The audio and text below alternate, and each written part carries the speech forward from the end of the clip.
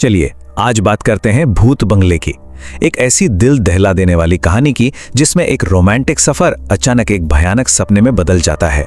तो सोचिए क्या होता है जब एक परफेक्ट रोड ट्रिप एक ऐसे गांव में पहुंच जाए जहां कोई मेहमान नहीं चाहता। एक ऐसा सफर जो शुरू तो हुआ था ढेर सारी खुशियों और उम्मीदों के साथ, पर एक ऐसे रहस्य में जाकर उलझ गया जिसके बारे में कोई सोच भी नहीं सकता था। तो कहानी के दो मेन कैरेक्टर हैं निशा और आरव। निशा एक राइटर जिसे पुरानी रहस्यमयी जगहों से, खंडरों से एक अलग ही लगाव था, और वहीं आरव एक फोटोग्राफर जिसका काम था हकीकत को, हर खूबसूरत पल को अपने कैमरे में कैद करना। पर उन्हें क्या पता था कि उनका यही पैशन, यही जुनून उन्हें एक ऐसी भयानक मंजिल तक ले जाएगा। तो पहला हिस्सा है एक रोमांटिक पलायन। कहानी की शुरुआत होती है एक बहुत ही प्यारे सरप्राइज से। आरव ने निशा के बर्थडे के लिए एक खास कैंपिंग ट्रिप प्लान की थी। वो चाहता था कि ये ट्रिप उनके रिश्ते का सबसे यादगार पल बने, लेकिन उसे इस बात का जरा भी अंदाजा नहीं था कि ये खूबसूरत यादें हमेशा हमेशा के लिए एक डरावने सपने में बदलने वाले हैं। अब आता है कहानी का दूसरा हिस्सा, रुधिरपुर गांव। यहीं से उनका सफर एक अजीब और भयानक मोड़ लेता है। जैसे ही वो गांव में दाखिल हुए, सबसे पहली चीज जो उन्हें खटकी वो था वहां का अंधेरा, अजीब घना अंधेरा। सोचिए, घड़ी में शाम के सिर्फ 6 बजे थे, लेकिन ऐसा लग रहा था जैसे आधी रात हो चुकी हो। और फिर उन्होंने कुछ और अजीब देखा।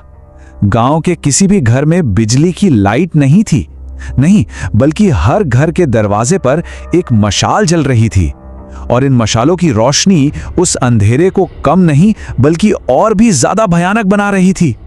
उस डरावने माहौल में एक और चीज थी जो दिल में सिहरन पैदा कर रही थी। हर घर का दरवाजा खून जैसा लाल था, एकदम सुर्ख लाल। और बात यहीं खत्म नहीं होती। उन खून जैसे लाल दरवाजों पर काले रंग से कुछ अजीबोगरीब मंत्र लिखे हुए थे। पता नहीं वो किसी अनदेखी ताकत को रोकने के लिए थे या फिर उसे बुलाने के लिए। तो अब कहानी पहुंचती है तीसरे हिस्से पर, एक दूल्हे का दर्शन। और बस यहीं से आरव के लिए सच और वहम के बीच की लकीर धुंधली होने लगती है। तभी क्या होता है, अचानक कहीं से दुल्हन के लाल जोड़े में एक बूढ़ी औरत आरव के सामने आ जाती है। वो उसे एक अजीब सी चेतावनी देती है, और इससे पहले कि आरव कुछ समझ पाता, वो हवा में गायब हो जाती है। आरव घबरा कर पलटता है और देखता है कि निशा गाड़ी में है ही नहीं। वो तो सामने एक अनजान दूल्हे का हाथ थामे अंधेरे में चली जा रही है। उस दूल्हे का चेहरा सहरे से ढका हुआ है और उसके हाथ से खून टपक रहा है। ये मंजर देखकर आरव की तो जैसे रूह ही कांप जाती है। आरव जोर से चिल्लाता है, निशा! लेकिन तभी कोई उसके कंधे पर हाथ रखता है। वो पलटकर देखता है तो वो निशा ही थी, बिल्कुल नॉर्मल। और सामने न तो कोई दूल्हा था, न कोई बारात। आरव पसीने में नहा चुका था। उसे समझ ही नहीं आ रहा था कि जो उसने अभी अभी देखा वो सच था या सिर्फ उसका वहम।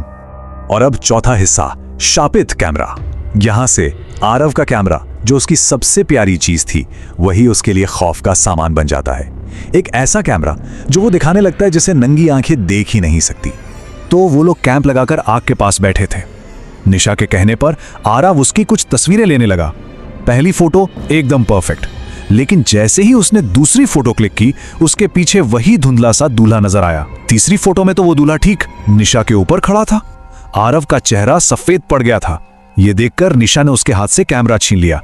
पर हैरान करने वाली बात यह थी कि निशा को उन तस्वीरों में कोई दूल्हा दिखाई नहीं।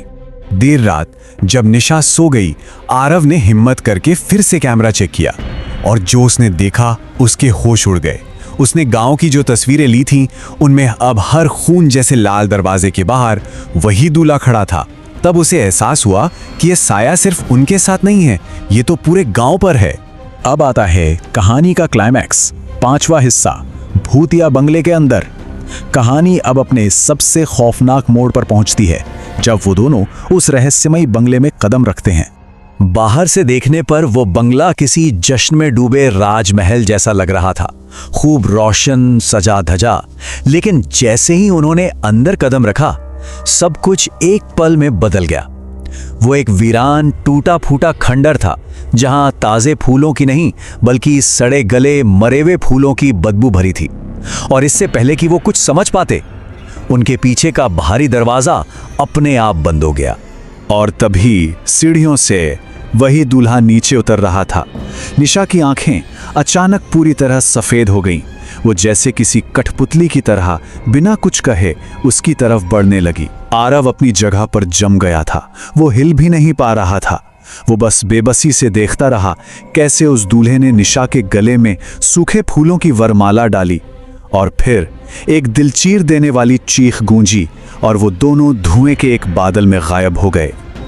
और अब कहानी का आखिरी हिस्सा, जमींदार का भयानक अभिशाप। यहीं पर उस बंगले का और उस बुरी आत्मा का भयानक राज खुलता है। आरव बदहवास हालत में बंगले से बाहर भागता है और उसे वही बूढ़ी औरत मिलती है।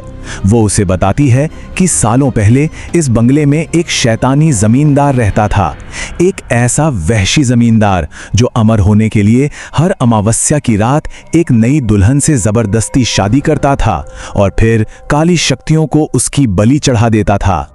गांव वालों ने तंग आकर अपनी बेटियों को बचाने के लिए उस जमींदार को बंगले के साथ ही जिंदा जला दिया, लेकिन उसकी आत्मा उसी बंगले में कैद होकर रह गई और तब से वो हर अमावस्या को अपनी रस्म पूरी करने के लिए एक नई दुल्हन की तलाश करता है।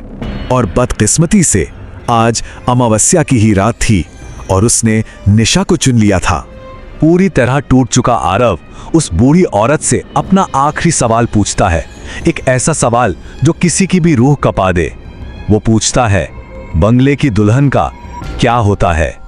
और उसे जो जवाब मिलता है वो एक ऐसी सच्चाई थी जो आरव को हमेशा हमेशा के लिए तोड़कर रख देती है। उस औरत ने कहा, वो कभी वापस नहीं आती।